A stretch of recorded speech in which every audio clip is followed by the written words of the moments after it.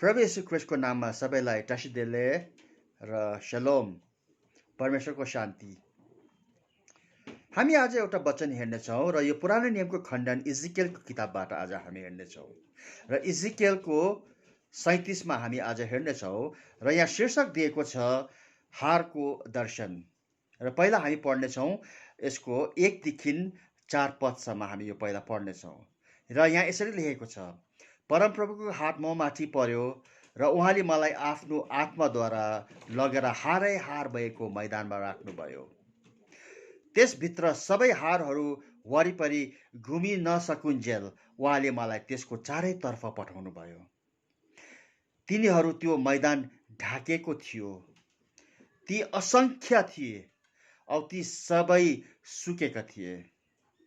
उहाँले मलाई भन्नुभयो, हे मानिस, के यी हारहरू फेरि जीवित हुन सक्छ? मैले जवाब दिएँ, हे परमप्रभु परमेश्वर, केवल तपाईँले मात्र त्यो गर्नु सक्नुहुन्छ। उहाँले मलाई भन्नुभयो, यी हारहरूलाई आगमबानी गरेर भन, हे सुकेका हार हो, परमप्रभुको वचन सुन। आज म तपाईँलाई एउटा प्रश्न गर्नु पर्यो। त्यो चाहिँ के हो भनेदेखि हामी कुनै काम हामीले गर्न चाहेको बेलामा के हामीले आफूलाई अयोग्य पाएको थियौँ, अथवा हामीले जब कुनै पनि चिज हामीले गर्दाखेरि अरूहरूको सामने हामी आफूलाई कमजोर पाएका थियौँ कि, अथवा हामीले कमसल, र के हामीले यस्तो परिस्थितिमा हामी परेको थियौँ जहाँ चाहिँ हामीलाई दुःख निराश मात्र आज भएको थियो, अथवा हामी असहाय भएको, हामीलाई कुनै आशा नदेखेको। र विशेष गरिकन अहिले 2020 मा लगभग अब 4-5 महिना भइसक्यो। अहिले यो महामारीको कारणले गर्दाखेरि निराशापूर्ण अहिले समय अहिले छ। अहिले जतै पनि हेरे पनि त्यो पहिलाको जस्तो त्यो माहौल अहिले छैन, गुमसुम छ, सन्नाटा छ अहिले। र यस्तै गरिकन अहिले हाम्रो कतिवटा मसीहको जगतमा पनि अहिले हामी कतिवटा हामी आफैमा हामी घरमा बस्नुपर्ने, छासपिस गर्नु नपाउने। भन्नुको मतलब अहिले परिस्थितिलाई हेरे पनि हामीलाई निराश नै हुन्छ आज। र लगभग 2700 साल अगाडि इजिकेल अगमवक्तालाई पनि परमेश्वरले आज दर्शनद्वारा चाहिँ इजरायलीहरूको उनीहरूको राष्ट्रिय अवस्थामा कुछ यो प्रकारको आज इजिकेललाई आज दर्शनद्वारा आज हामी यहाँ पाउँदछौँ आज।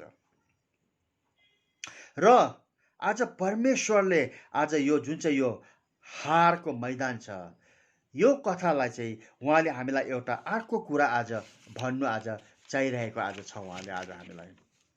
र जब हामी यस कथालाई जब हामी हेर्दछौँ, हामीले एउटा महान सिद्धान्त हाम्रो आफ्नो आत्मिकी अवस्थाको बारेमा आज हामी हेर्न सक्छौँ। आज मेरो आत्मिकी अवस्था आज कस्तो छ? आज के मेरो आत्मिक अवस्था पनि आज त्यो हारको मैदान जस्तो आज भएको छ कि? आज कारण किनभनेदेखिलाई आज हामी आज आत्मिकी क्षेत्रमा यदि हामीले हेर्नु हो भनेदेखिलाई सायद हुनसक्छ हामी कतिजनाले आफैलाई हामीले अहिले हल्का रूपले अहिले लिइरहेको होला। एउटा त अहिले कुन्ताको अहिले सेवा सङ्गति भएको छैन, र हामी अहिले कहाँ हामी अहिले गिर्जा नलागेको छ, न त यस्तो कुनै पनि सङ्गति भएको छ, र सायद हामीले कति हल्का रूपले सायद कतिले हामीले लिइरहेको होला। र अर्को चाहिँ के हो भनेदेखिलाई चाहिँ परमेश्वरमा हामी अगाडि बढ्नु पर्नेमा हामी आफूलाई चाहिँ हामी सीमित गरिरहेको छौँ। हामीले यो एक किसिमको एउटा धारणा लिएको छ, जब परमेश्वरको कामको लागि हामी अगाडि बढ्नु पर्ने, तर हामीले चाहिँ एक किसिमको हाम्रो एउटा धारणा हामीले कोही बेला बहाना लाउँछ कि मलाई त आउँदैन, म जान्दिनँ भनेर, मेरोमा क्षमता छैन, मेरोमा यस्तो खालको प्रतिभा छैन भनेर।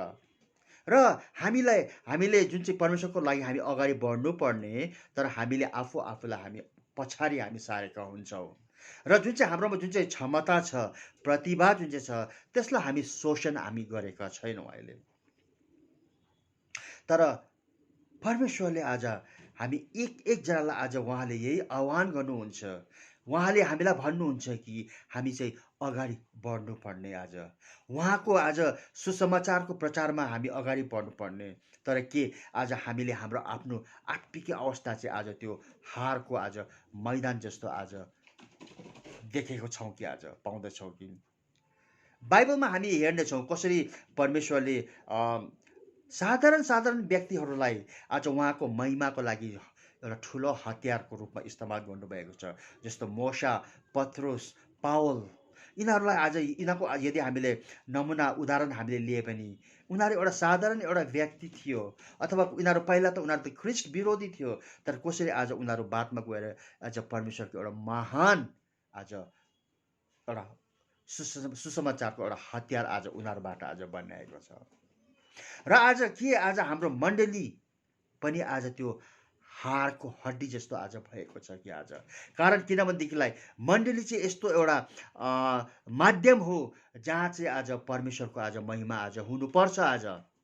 र सायद हुनसक्छ आज कतिजना मण्डलीको सदस्यहरूको आत्मा सायद मरेको होला, अथवा त्यहाँ उनीहरूको आत्मा आज पिछारेको होला। तर आज हामीले चाहिँ कहिले नभुलौँ कि आज परमेश्वर आज मण्डली चाहिँ एउटा परमेश्वरको इजरायल हो आज। र परमेश्वरमा मरेको मण्डलीलाई चाहिँ उहाँले फेरि पूर्ण स्थापन उहाँले गर्न चाहनुहुन्छ आज। र हामी एकछिन अब यो हारको यो जुन दर्शन छ हामी यसलाई एकछिन हामीले यसलाई बुझ्ने हामी कोसिस गरौँ।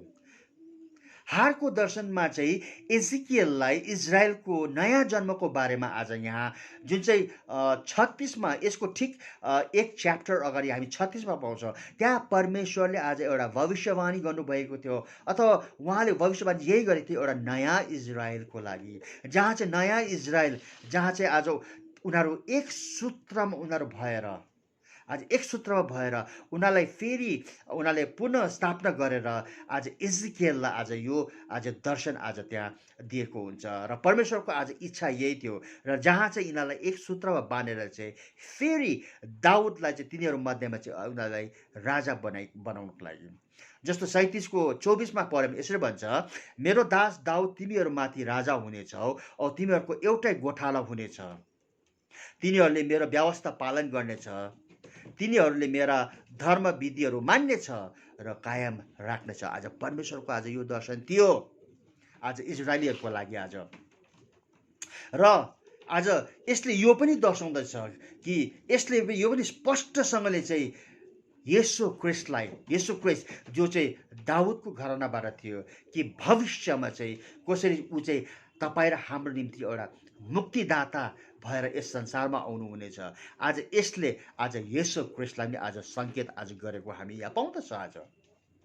तर जब यो दर्शन जब एजिकियललाई जब दिँदछ, यो दर्शनबाट चाहिँ यही आज यो जुन चाहिँ यो हारको दर्शनबाट चाहिँ सपना भनौँ या दर्शनले चाहिँ के भन्दछ भनेदेखिलाई इजरायलको त्यति बेलाको जुन चाहिँ वर्तमान जुन चाहिँ अवस्थालाई हेर्दा चाहिँ परमेश्वरको जुन चाहिँ यो दर्शन थियो, परमेश्वरको जुन चाहिँ यो योजना थियो, यो चाहिँ हुन सम्भव आज त्यहाँ देखिएन।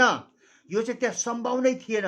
कारण किनभनेदेखिलाई इजरायल जुन चाहिँ राष्ट्र थियो, इजरायल राष्ट्र चाहिँ मरिसकेको थियो।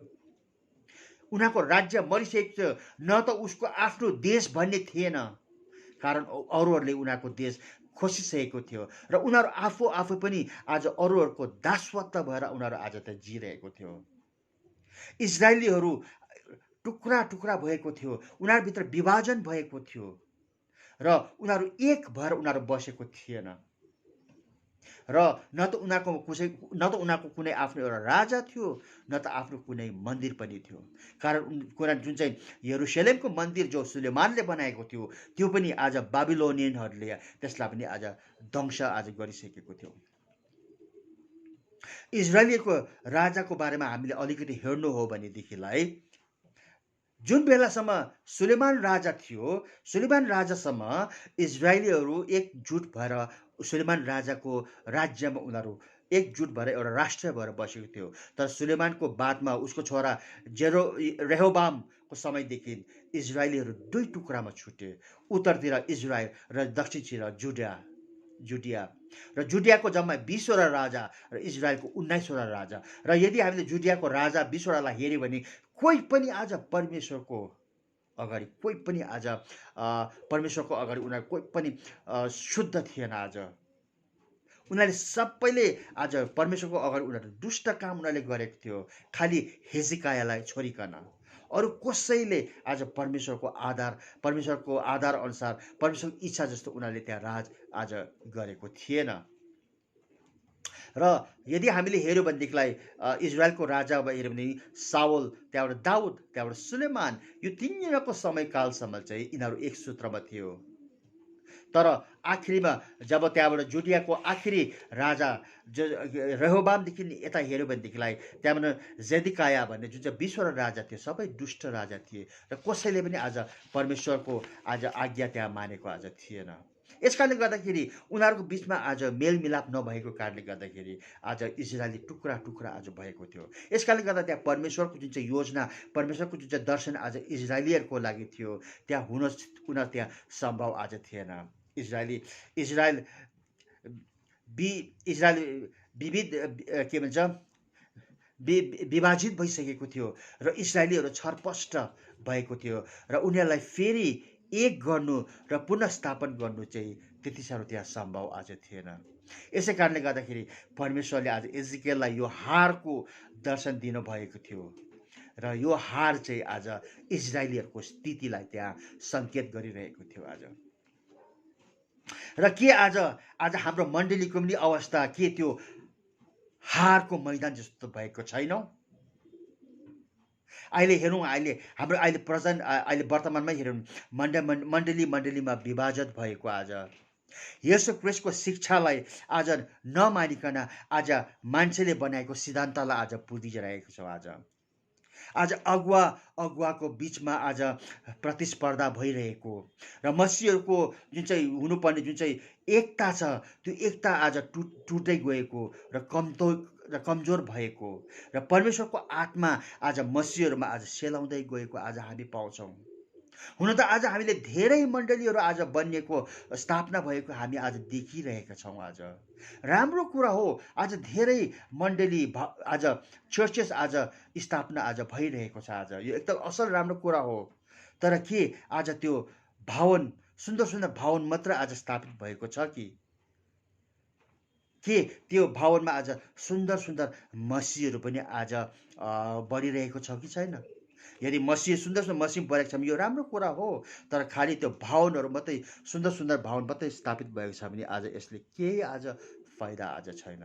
यस कारणले आज परमेश्वरले एजिकेललाई आज स्वाभाविक रूपमा होइन तर एउटा दर्शनद्वारा चाहिँ यो हारको मैदान अथवा हारको वादीमा पुर्याउँदछ र निर्देश दिँदछ एजिकेललाई कि तिमीले यो हारहरूसँग चाहिँ बोल्नु भनेर।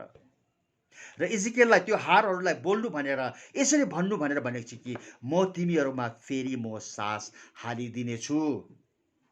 यी हारहरूलाई परमेश्वरको यो वाणी छ, म तिमीहरूमा फेरि सास हालिदिनेछु र तिमीहरूलाई फेरि म जीवित हुनेछु। म तिमीहरूलाई नसाहरूले भरिदिनेछु, तिमीहरूमा मासु भरिनेछ र छालाले तिनीहरूको मासुलाई ढाकिनेछ र तिमीहरूमा सास हालिदिनेछु र तिमीहरू जीवित हुनेछौ। तिमीहरूले म नै परमप्रभु भनी जानुहोस् भनेर।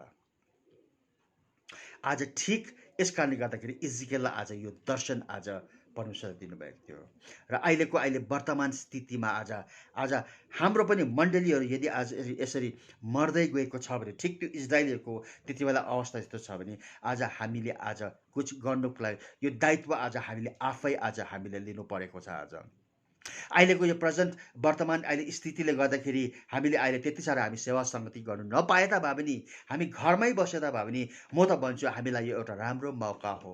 कारण किनभनेदेखिलाई यस्तो खालको मौका घरिघरि हामीले पाउने छैनौँ। यदि हामीले जकरियाको अगमबानी हामी हेऱ्यौँ भने जकरिया 12 13 14 हामी यदि हेऱ्यौँ भनेदेखिलाई ती दिन आउनेछ जुन दिनमा चाहिँ हामी एक भएर हामी सङ्गति गर्नु पाउने छैन। जबकि त्यति बेला हामी एक भएर हामी सङ्गति गर्नु, प्रायश्चित गर्नु, पश्चाताप गर्नु, विलाप गर्नु पनि हामीले समय पाउने छैनौँ। तर हामी जहाँ छौँ हामी ती नै हामी प्रायश्चित गर्नुपर्छ, विलाप गर्नुपर्ने। र त्यो दिनहरू डरलाग्दो दिन अझै आइरहेको छ। अहिलेको यो परिस्थिति अहिले केही पनि होइन। त्यस कारणले गर्दाखेरि अहिले जुन चाहिँ हामीलाई अहिले जुन चाहिँ यो सेवा सङ्गतिबाट हामी अहिले त्यति साह्रो अलग्गै हामी बस्नु परे तापनि अहिले हाम्रो लागि यो राम्रो मौका छ र यो मौकाको हामीले ठुलो फाइदा हामीले लाभ उठाउँ र हामी जहाँ छौँ हामी एका दुसराको लागि हामी परमेश्वरसित हामी प्रार्थना गरौँ। र त्योभन्दा पनि मुख्य कुरा चाहिँ के हो भनेदेखिलाई चाहिँ हामी आफैले हाम्रो आत्मिकी स्थितिलाई हामी मूल्याङ्कन गरौँ। र यदि मेरो आत्मिक स्थिति अथवा मेरो सम्बन्ध परमेश्वरसँग यदि ठिक छैन भनेदेखिलाई अहिले यो राम्रो मौका छ हामीले परमेश्वरसँग आज ठिक गर्नको लागि। जसरी आज एजिकियलले त्यो सपनामा परमेश्वरले त्यो भनेको छ, तिमीले त्यो हाडहरूलाई भन म तिमीलाई सास हालिदिनेछु भनिकन। र यदि हाम्रो पनि यो आत्मिकी स्थिति अहिले यदि त्यो हार जस्तै आज यदि मरेको छ भनेदेखिलाई यति बेला हामीले परमेश्वरसित हामी गुहार मागौँ, उहाँसित हामी प्रार्थना गरौँ कि परमेश्वर तपाईँले मेरो यो सुकेको जुन चाहिँ हृदय छ, जुन चाहिँ यो मेरो मरेको आत्मा छ, तपाईँले फेरि एकपल्ट मलाई जगाउनुहोस् र मलाई जागृति तपाईँले दिनुहोस् भनेर। तब मबाट सुरु हुन्छ, त्यहाँबाट मेरो अरू दाजुभाइबाट परमेश्वरले हामीलाई यो जुन चाहिँ मौका अहिले दिएको छ यसको लागि हामी उहाँलाई धन्यवाद दिउँ। र जबसम्म यो स्थिति यसरी नै बनिन्छ हामी कुनै पनि हामी हताश हुँदैनौँ, हामी हरेस खाँदैनौँ, तर अहिले हामीलाई यो मौका आज उहाँसित अझै हामी अझै नजिक जानको लागि हामी उठाउनेछौँ। परमेश्वरले तपाईँ सबैलाई तबसम्म रक्षा गरून् र फेरि पनि टसिदेले।